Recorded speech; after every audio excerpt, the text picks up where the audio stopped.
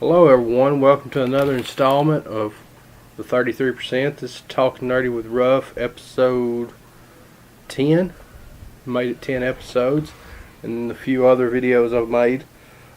Quest for Clarity. I've got another one of them I'm still preparing for that's going to be about the different ages of comics, Golden Age, Silver Age, Modern Age, Bronze Age, Golden Age, Silver Age, Bronze Age, Modern Age, just to kind of give people a quick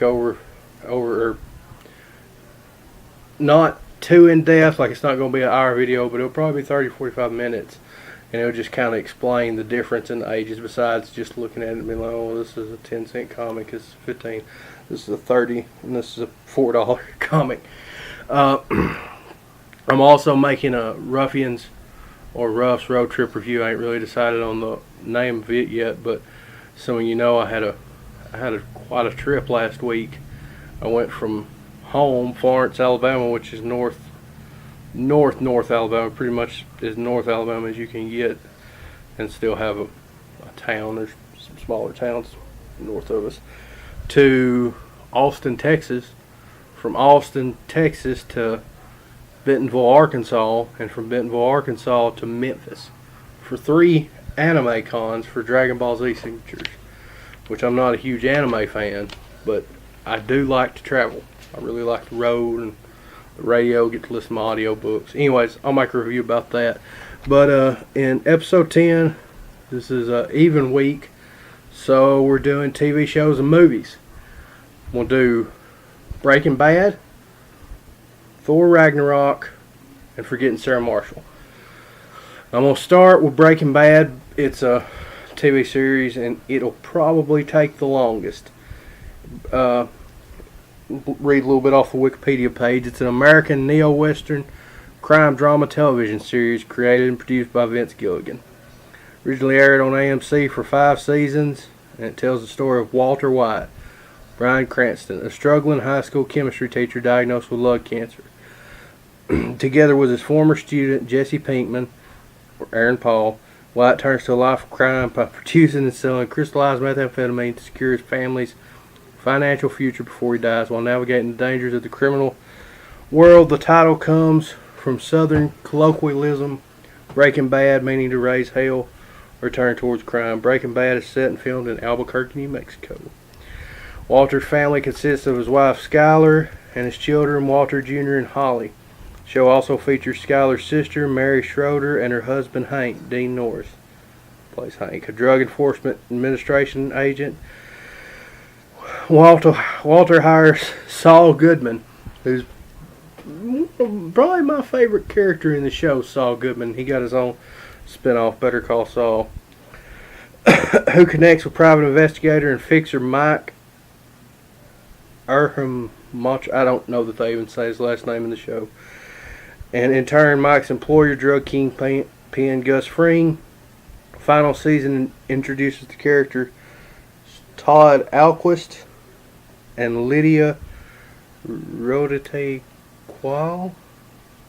It's widely regarded as one of the greatest television series of all time. By the time the series finale aired, it was among the most watched cable shows on American television. Received numerous awards, including 16 Primetime Emmy Awards, 8 Satellite Awards, 2 Golden Globes, 2 Peabodys, 2 Critics' Choice, and 4 Television Critics Association Awards. For his leading performance, Cranston won the Primetime Emmy Award for Outstanding Lead Actor in a Drama Series 4 times, while Aaron Paul won the Primetime Emmy Award for Outstanding Supporting Actor in a Drama Series 3 times.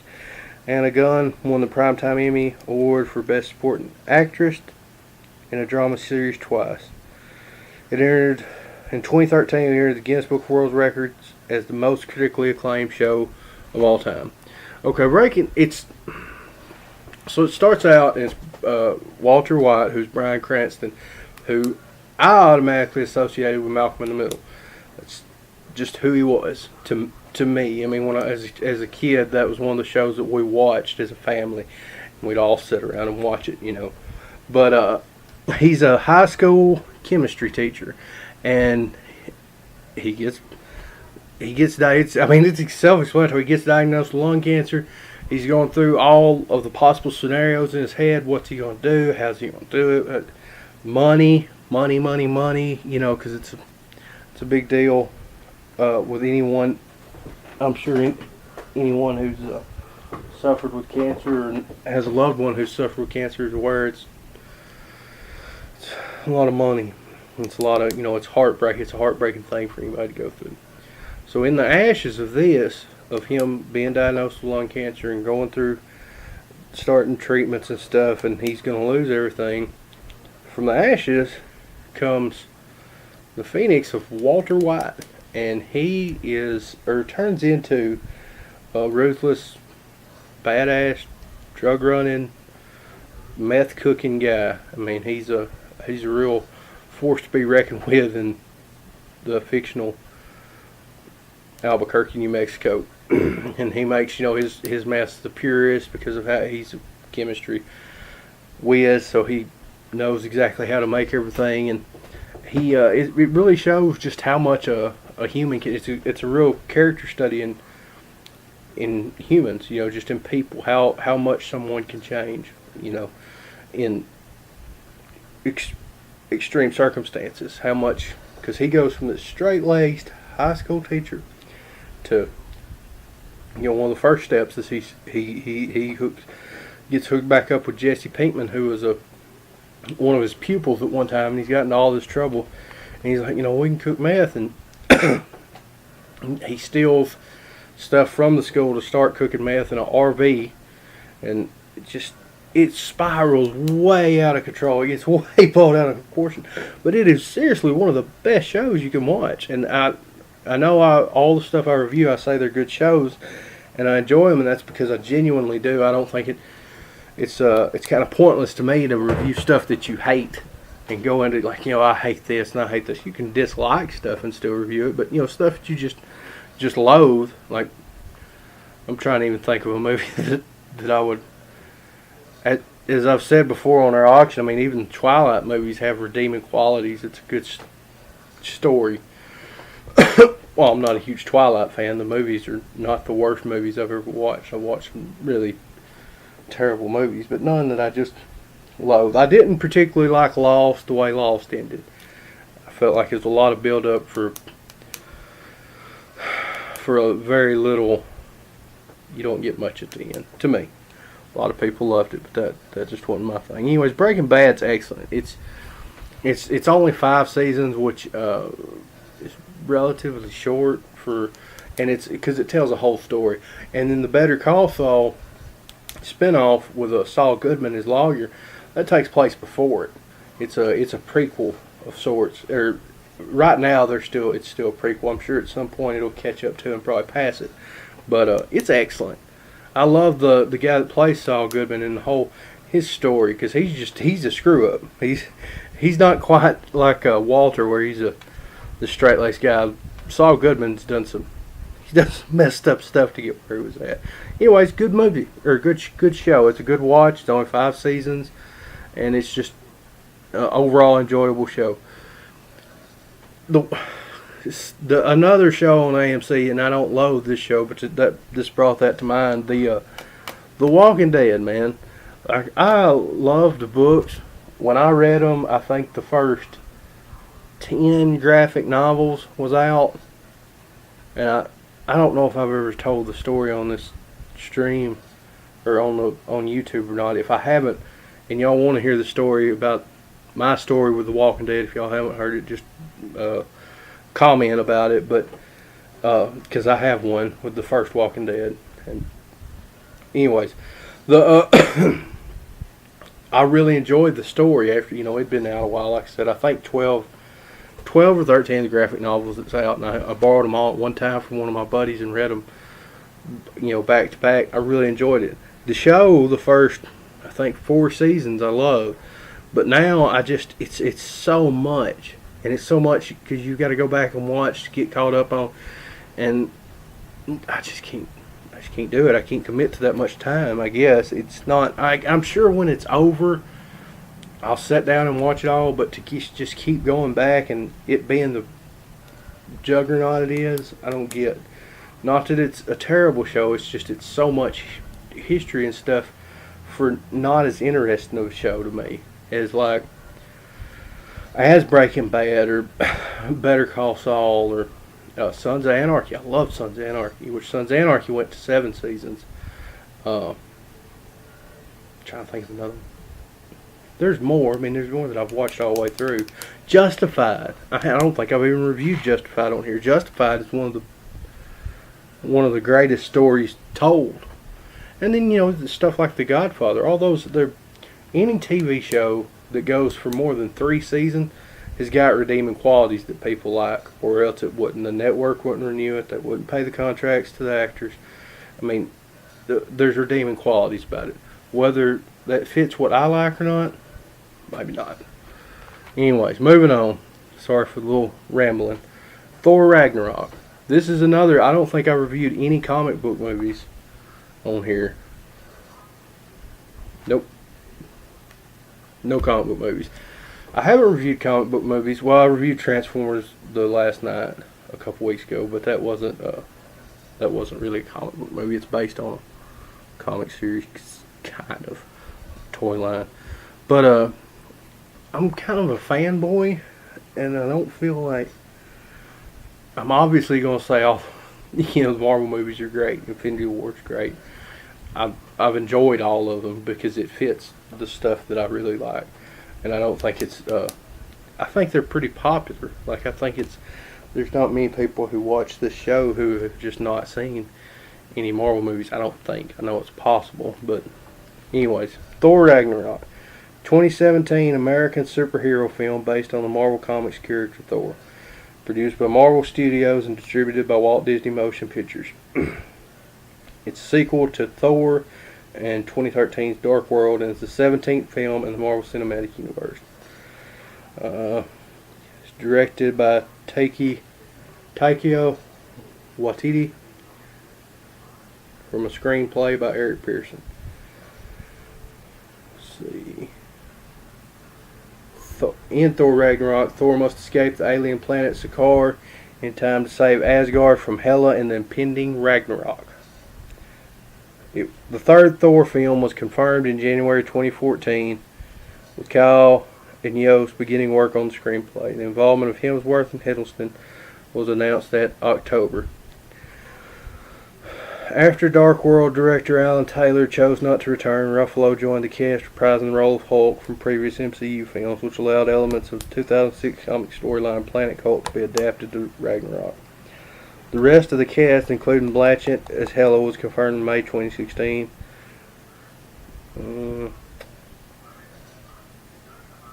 I think, it grossed $854 million, becoming the highest grossing film of the trilogy and the 9th highest grossing film of 2017. It was it was a hit. So Thor is in prison 2 years after the Battle of Sokovia. Thor is imprisoned by the fire demon Surtur. In Muspelheim, Surtur reveals that Thor's father Odin is no longer on Asgard. The realm will soon be destroyed in the prophesied Ragnarok. Once Surtur unites his crown with the eternal flame that burns in Odin's vault, Thor frees himself and defeats Surtur, takes his crown, believing he has prevented Ragnarok. It turns out, when he returns, he finds Heimdall gone and his brother Loki posing as Odin. After exposing Loki, Thor forces him to help find their father. And with directions from Stephen Strange on Earth, they locate Odin in Norway.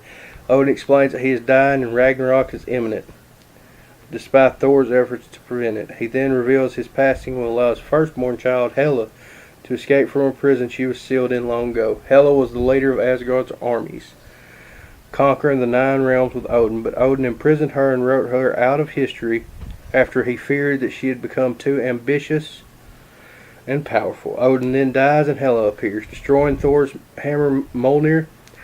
She pursues Thor and Loki as they attempt to flee through the Bifrost Bridge, forcing them out into space. Hela arrives in Asgard, defeating its army and killing the Warriors 3. She then resurrects the ancient dead who once fought with her, including her giant wolf Fenris, and appoints the Asgardian Scourge as her executioner. Hela plans to use the Bifrost to expand Asgard's empire. But Heimdall takes the sword that controls the bridge and begins hiding other Asgardians. Thor crash lands on Sakaar, garbage planet surrounded by wormholes. A slave trader designated Scrapper 142 subdues him with an obedience disc and sells him as a gladiator to Sakar's ruler, the Grandmaster, with whom Loki has already ingratiated himself. Thor recognizes 142 as one of the Valkyrie, a legendary force of female warriors who were killed fighting Hela long ago. Thor is forced to compete in the Grandmaster's contest of champions, facing his old friend Hulk. Summoning lightning, Thor gets the upper hand on Hulk, but the Grandmaster sabotages the fight to ensure Hulk's victory. Still enslaved, Thor attempts to convince Hulk and 142 to help him save Asgard, but neither is willing. He soon manages to escape the palace and finds the Quinjet that brought Hulk to Sakar. Hulk follows Thor to the Quinjet, where a recording of Natasha Romanoff makes him transform back into Bruce Banner for the first time since Sokovia. The Grandmaster orders 142 and Loki to find Thor and Hulk, but the pair come to blows, and Loki forces her to relive the death of her fellow Valkyrie at the hands of Hela. Deciding to help Thor, she takes Loki captive. Unwilling to be left behind, Loki provides the group with the means to steal one of the Grandmaster's ships. They then liberate the other gladiators who led by Korg and Meek, stage a revolution. Loki attempts again to betray his brother to the Grandmaster, but Thor anticipates this, leaves him behind. Where Korg and the gladiators soon find him. Thor, Banner, and 142 escape through a wormhole to Asgard, where Hela's forces are attacking Heimdall and the remaining Asgardians in pursuit of the sword that controls the Bifrost. Banner becomes Hulk again, defeating Fenris, while Thor and 142 battle Hela and her warriors. Loki and the gladiators arrive to rescue the citizens.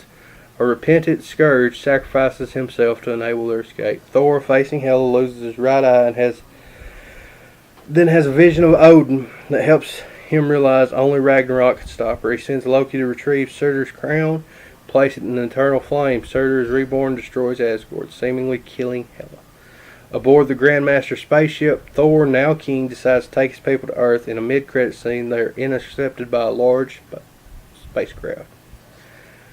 In a post-credit scene, the Grandmaster is confronted by his former subjects. This was a good. I really liked the design of Thor Ragnarok, like the way the rooms and stuff was. It reminded me of the Thor comics that my brother had growing up. Like, it was all kind of mod looking, and I really enjoyed it. It was I went and seen it in theaters. Most Marvel movies I do. Some I don't. I didn't get to see Black Panther in theaters, but it was just I was working too much and didn't have a chance to go.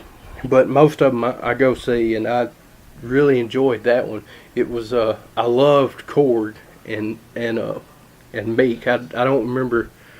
I know Korg has a first appearance in comic books. I don't think Meek does, but I remember he was a real standout character to me. He was just hilarious. In the next movie, all these, I believe, unless I'm mistaken, I checked them before I got on, and I'm not sure if Forgetting Sarah Marshall is. I know the other two was. All of them should be available on Netflix. All the movies and shows I'm reviewing today. I hadn't seen Forgetting Sarah Marshall on there, but I hadn't looked for it. So, Forgetting Sarah Marshall is a 2008 American romantic comedy film directed by Nicholas Stoller and starring Jason Segel, Kristen Bell, Mila Kunis, and Russell Brand. The film, which was written by Segel and co-produced by Judd Apatow, was released by Universal Studios. Filming began in 2007 at the Turtle Bay Resort on the North Shore of Oahu Island in Hawaii. The film was released for North American theaters on April 18, 2008, and in the UK a week later. The music. Alright, I'm just going to jump into the plot because I absolutely love Jason Segel. He's one of my favorite actors that's currently working. One show that I hadn't reviewed, and I don't know if I will or not because it's such a personal show to me, but How I Met Your Mother is one of my favorite shows of all time. It's just a great story, and it's kind of it's everybody's, or to me, and my experiences obviously wasn't in New York. All my experiences have pretty well been in Florence, Alabama, or surrounded in some way by Florence, Alabama. But it's everybody's life at some point, and falling in love and falling out of love, and friends, and your friends having lives, and moving on and having kids. Look, it's just such a great show, and Jason Segel, is most of y'all probably know, plays one of the main characters in it, and he plays Marshall, his wife's Lily, and then there's Barney, Marshall, Lily, Ted, and Robin. Those are the 5 main characters, and I absolutely love that show. I adore it.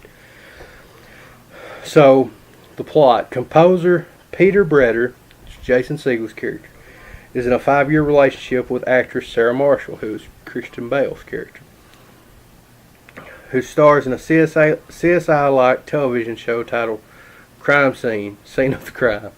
One day, as Peter stands stark naked in their apartment, Sarah announces that she is breaking up with him. Devastated and unable to banish his grief through one-night stands, Peter takes a trip to Hawaii. However, the vacation is ruined when he learns that Sarah and her new rock star boyfriend, Aldous Snow, Russell Brand's character, are also guests of the resort. Taking pity on him, hotel concierge Rachel, who's Mila Kunis' character, offers him an expensive suite for free in exchange for cleaning up the room himself. She gives him a better suite, and he don't have a housekeeper. He starts spending time with Rachel, and he develops feelings for her. Meanwhile, the relationship between Sarah and Aldous begins to falter. Much of the discord is triggered by news that Sarah's TV show has been canceled, and that Aldous is about to embark on a world tour with his group Infinite Sorrow for 18 months. During a day of surf, Aldous and Peter run into each other and begin talking. Inadvertently, Aldous informs Peter that he and Sarah began having sex a full year before she broke up with Peter. When Peter confronts Sarah, she tells him she began feeling disconnected emotionally from him, and she couldn't do anything to make the relationship work. Further exacerbating the situation, Sarah's obvious jealousy of the budding relationship between Peter and Rachel. While Peter, through observing Sarah's relationship with Aldous, begins to realize that his relationship with her wasn't as great as he remembered. Sarah, Aldous, Peter, and Rachel later share an awkward dinner together. After the dinner, Peter takes Rachel back to his hotel room and they begin to have sex. Sarah hears them through the walls and initiates sex with Aldous, moaning loudly for the benefit of the couple next door. Rachel and Peter turn the situation to a competition, becoming even louder. When Aldous realizes Sarah is clearly putting on a performance to provoke a reaction from Peter, he stops sex and tells her that the trip was a mistake. She's clearly not over Peter. They bicker furiously, prompting Aldous to announce the relationship's over. The next day, Peter encounters Aldous, learns that he and Sarah have broken up, and that he is flying back to England. Peter goes to Sarah's room to console her when she admits she still loves him and tries to rekindle their romance. The two start to engage in sexual activity. He abruptly calls it off because of feelings for Rachel, and the now ambivalent feelings towards Sarah. Peter immediately goes to Rachel to confess what happened, but she is hurt and demands that he leaves and never contact her again. Before leaving, Peter takes down a naked picture of Rachel from a local bar despite enduring a beatdown from the owner. He flies back to Los Angeles, and after a period of sadness and self-loathing, he begins working on his Dracula puppet comedy rock opera, A Taste for Love. He sends an invitation to Rachel for the opening night performance. Although extremely hesitant at first, Rachel eventually decides to attend. After the performance, Rachel congratulates Peter and tells him she's looking into attending the school in the area. She leaves so Peter can bask in the success of his show, but quickly returns to Peter's dressing room to tell him she misses him. Peter then tells her he has missed her too, and the film ends as they embrace in a kiss. A lot of people don't know, if it was this movie directly affected the return of the Muppets. If it wasn't for Jason Segel's love and care of the characters, he in the Dracula whatever rock opera thing, Taste for Love, he used Muppet style puppets, and the people at Disney seen this movie where, like, it's so ridiculous to think, because it's not a Disney movie at all. and he plays a big part of it, and he wrote in it. And they're like, you know what, this guy needs to write the new Muppet movie. It's time for us to bring him back, and he did. He wrote the Muppet movie and starred in it, and it's also a great movie. I'm a huge Muppet fan, but this movie directly affected that, the new launch of the Muppets just a few years ago. Or when I say a few years ago, it's probably been close to 10 years now since that's come out. But it's a genuinely good movie. It's a little adult or it's very adult because it's a Judd Apatow film, and everybody knows, Knocked Up, Zack and Miri, all his movies. They're a little raunchy, but I mean it's good-hearted, and it's a good movie. There's no doubt about that to me. Like, can't recommend this to anybody because kids can't watch it, but it's a good movie if you're over 19 or 20, I guess. I don't know. That depends. If you're living with your parents, you probably don't need to watch it. I know I wouldn't. My parents would have appreciated it when I was young living with them. But anyways, that's our movies for tonight. It was Forgetting Sarah Marshall, Thor Ragnarok, and Breaking Bad. I hope everyone's enjoyed this episode 10. Remember to like, share, and subscribe. If y'all want to hear the Walking Dead story, leave a comment. I'll remember to put it in one of my other videos, maybe my Ruff road trip review or something, or Quest for Clarity. Probably fit better in it. And anyways, hope everyone has a good night. Remember to like, share, and subscribe.